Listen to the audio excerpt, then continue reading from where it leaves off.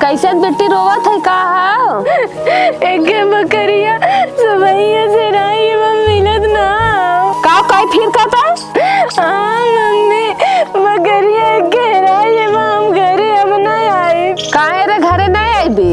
हम घरे आए तब तू हमें मारबो। आ बेटी घरे या ना मारब, रोज इन हेराएगे थेराइए।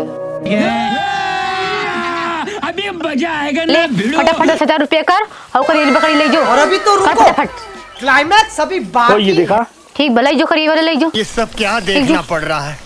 वो ले जा, हुए वाला। हाँ हुए वाला ले जा, चले। और अभी तो रुको, क्लाइमैक्स अभी बाकी है। अरे माँ बेटिया इतनी निक के तुम माँ बेटिया हो, तू रोवत रखे बकरी बिदा।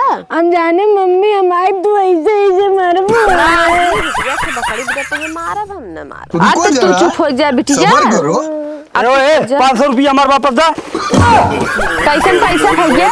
10,000 का हम बकरी बेची न और पगार देबे ना करी। कैसो हम घरे लग गए रतियम कैसे बाना 500 रुपया में वापस दा पगार खरीद। अभी बदत है भाई, अभी बदत हो है। माई तौने पाइप गुलुक्का गावत